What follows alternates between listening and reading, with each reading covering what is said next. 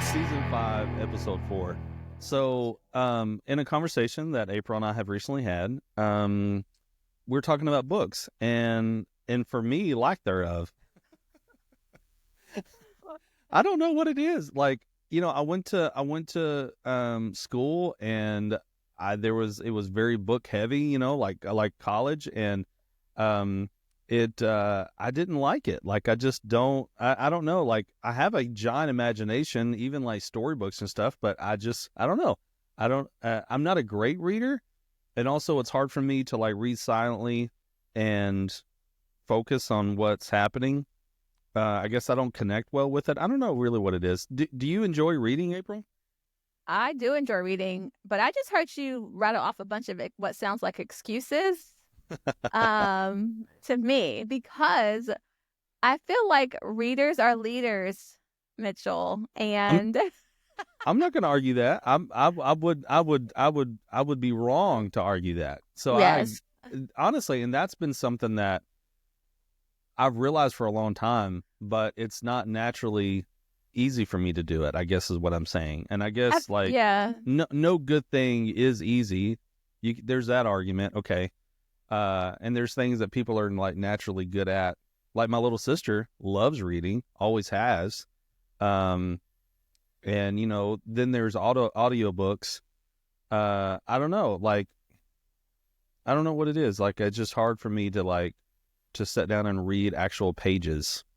And I I haven't get really that. done audiobooks, but go ahead. Audio, I get that. But I'm like, sit down and listen to the book. You Mm, don't even have to really put the book in your hand these days to read the book. You can listen to the book. no doubt.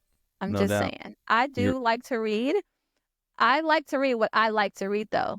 So don't give me everyone has their own little types of books they like. Listen, don't give me a fictional where I'm following some fake characters who are going out to save the world. The evil villains running after them. I could care less. If I'm going to spend time reading a book, I want to be growing and developing either spiritually, personally, professionally, in my relationships. Like, it has to better my life. I don't read for enjoyment, even though I enjoy reading. It's weird. I enjoy reading, but I want the book at the end of the day, even though I enjoy it, I want my life to be better in some capacity. So, See though, you're a breed that enjoys to be challenged. You're a breed that enjoys to consistently sharpen your iron, if you will, or your tools in the tool belt or whatever. And it's not that I'm not. I don't mind confrontation. I don't mind being told, hey, you could do something better than whatever. But as far as like sitting down and reading something like that, so I'm going to challenge you. Okay, this is like in front of the world. I'm going to challenge you to read one book between now and, let's just say, before half the year is over. So at the time of this episode, it's March. So by the end of June, can you commit? Can you listen? Our listeners who trust you, Mitchell, they are going to be able to play this episode back. So are you committing that you will read or listen to at least one book between now and June 30? listen, I'm gonna set the stage up real quick. I'm a father of four. I have a newborn in the household. I have a loving wife You do. that loves all of me. Okay. I have businesses that I do. I'm editing podcasts. I'm editing video.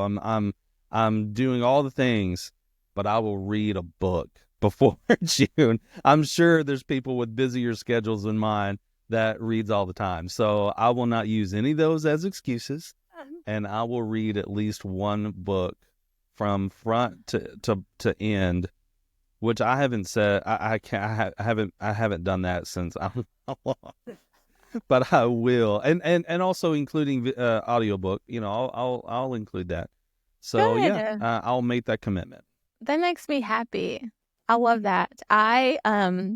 Just quick side note, as I said, I like to read. So this year, me and my oldest daughter are reading, like together, not the same book, but we have both committed to reading one book per month.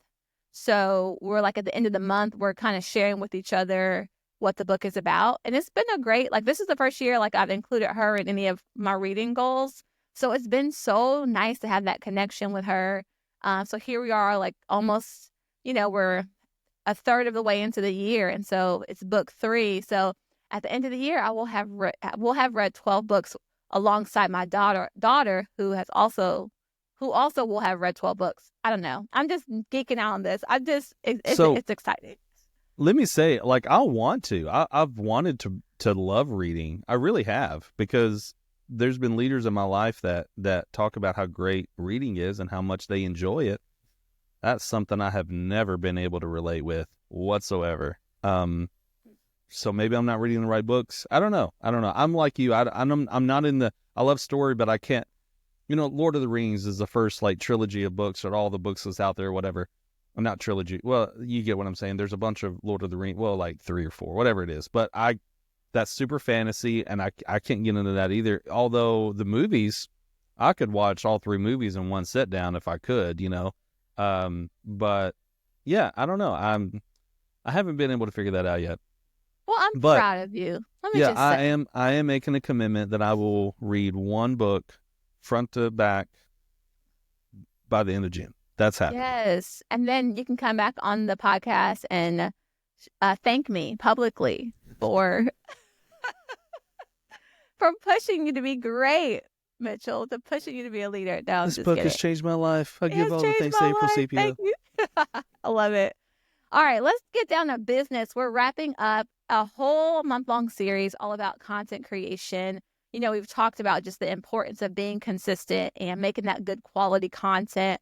We've given you all practical ways to repurpose your content and the importance of incorporating storytelling to really connect emotionally with your customers, with your clients. And we're going to tie this all in a bow today, talking about tracking the performance of your content, right? Because you want to keep doing the right things, and things that aren't working, you want to pivot away from those. Because if we can track it, then we're going to get to improve it. I always, you cannot improve something that you don't measure. So numbers are not anything you have to shy away from or be embarrassed about. Maybe you don't track numbers because you don't have a lot of followers or you don't have a lot of engagement. You're just starting out. People think, oh, my numbers are small, I don't have to look at them. Not realizing that, man, when you look at the small numbers, it can give you strategy to make those numbers bigger. So you want to track it. You want to identify what's working and really go hard and focus in on those things. And man, like I said, if you notice something's not working, you don't have to waste your time doing it anymore. So now you're being more effective and efficient. And so, Mitchell, I know that you agree with me, or if you don't, you can not agree. But when it comes to tracking, how important is this that we track the performance of the content that we're creating? So tracking numbers, data, looking at graphs and all the whatevers, that's a learned, what's the word? Not fascination, not super enjoyable. It's a learned thing that I've had to grow into. But there's a ton of value in learning numbers. And I can even kind of get sucked into strategically, I wouldn't say manipulating, but like changing the graphs around and like looking at like dark, deep corners of the numbers. I enjoy doing that because maybe that could pull something out that you didn't know. And when you're talking about numbers and you can't improve something that you don't know, it's that for sure. It's seeing what, because especially as a creative and as a storyteller, you're doing all the things to tell a story, and then you go back and look at data, or you go back and look and you're like, wow, there's no one following this story. Why is it? And the numbers could tell you why. But also on the opposite side of that, it could also tell you what you're doing right.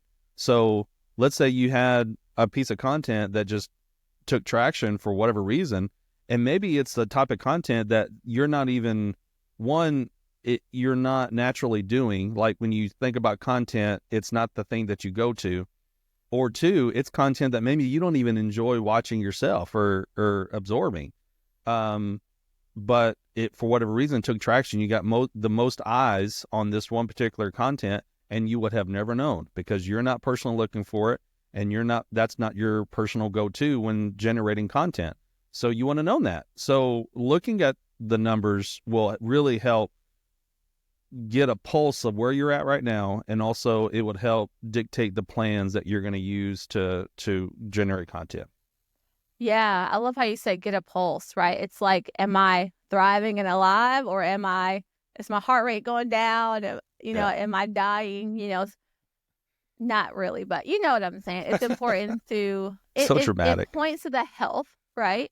A lot of times of the content that you're creating. And so if you're thinking about what kinds of numbers should I look at, it really depends on what kind of content you're creating. So if you are focusing on social media content, you can definitely check out your engagement rate. How many likes, how many comments you're getting, are people sharing it, those type of things. You can look at your reach, and some platforms, they call it impressions. It's like, how many people actually see my content? So there's my reach, how many people see my content, and then there's engagement, how many people are going to interact with my content. You also can track your follower growth. How many people are following you? Am I losing followers? Am I gaining followers? And again, this is over time. And then you can also track, how many DMs am I getting? If you're putting links in your content, how many people are clicking and taking that next step? These are all things you can track with your social media content. If you have a podcast like we do, man, you can think about or look at how many downloads per episode you have. You can look at, your subscriber growth, how many new listeners are following your show. Reviews are so good. Ratings are so good to look at. Speaking of that, if you have been listening to our podcast for a few episodes, go give us a rating or review our podcast on whatever platform that you're listening to. Like, we appreciate that. And it helps us to know what's resonating with you guys. And so you also can look at, how many downloads per topic. I do that a lot. I'm on a different podcast that I get to host, and that is a game changer for me, because if I'm getting a certain number of downloads on certain topics, I'm like, okay, my people want more of this topic.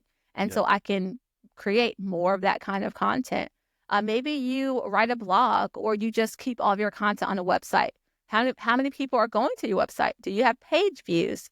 How many people, you can now track how much time people are spending on your page, conversion rate, how many people go to your page and then take an action, clicking on something, subscribing to something, downloading to something. I mean, you can get really in the weeds in this stuff, but the point is, look at something. Here's what I want you to do. I said a lot of different metrics you can track.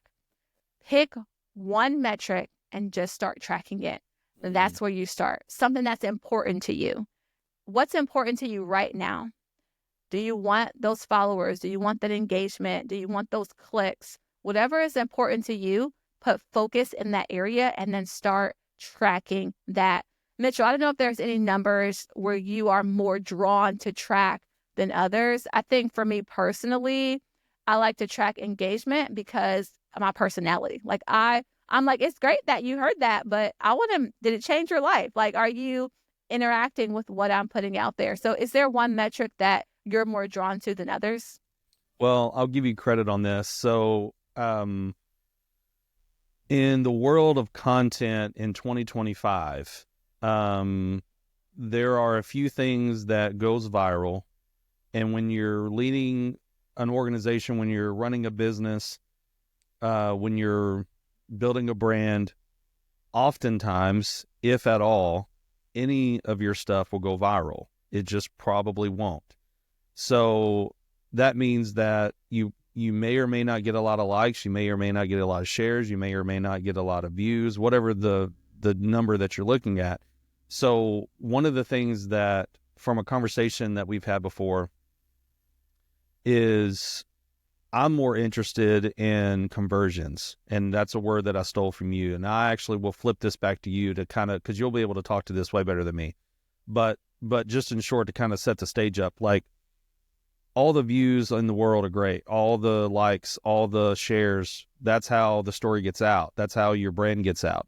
But are you interested in that? Or are you interested in making the sale or landing the plane or whatever it, talks to whatever kind of situation? But talk about that, like talk about the conversion aspect of that. Yeah. So when I think about conversion, a couple of things come to mind. Number one, people, when they look at content, they want to know what's in it for them.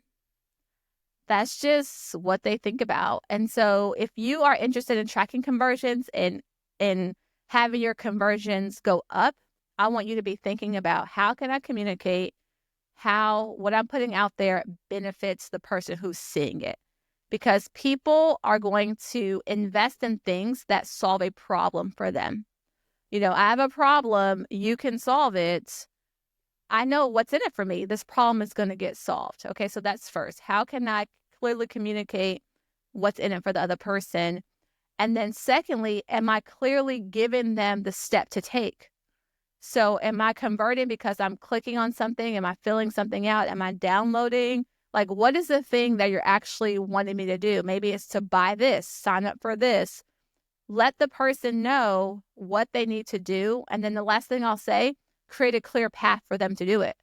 I was, talking to someone just probably about a couple weeks ago, and they were wanting to increase their conversions on a digital program they have. And they were communicating it, but they weren't including in their content the actual link to click on. So they were talking about this program, how great it was. Go to my website, check it out, and then that was it. And then this person would go back, and after the live video or after the post, in the comments, they would put the link. And I was like, man, what's the path of least resistance? Like, if you want people to convert, tell them the step, but then make it easy for them to take the step. So, I can talk about this all day, but if you want to up your conversions, make sure the person knows, like, okay, this can help me. What's the step I need to take? And then make it easy for me to take the step. Well, April, that was a great point. I love that whole conversation and tactic around all the data that you can track. All of it's important. And I love the point, one, about conversions, but also picking one, because it could be overwhelming. There's so much stuff out there, and it could almost be, analyzation paralysis, where you just kind of get into the weeds so much that you just kind of lose track. You just kind of lose a focus, I guess. So being able to pick one, stay focused, and not seem like it's so overwhelming, I think is very important. But data is important for sure. Listen, if you guys have loved this podcast, if you love this episode, if you enjoyed listening to the previous episodes, and if you haven't yet, go back and check it out. Whether you can watch it or you can listen to it, do that. Just check out the podcast, check out the other episodes. Also, give us a like and share this episode if you think that there's someone that that will see the value in it and maybe help them out. For sure. Go ahead and share it and just let them know. And then also comment and give us a review. All that will help out the channel. We'll really appreciate it.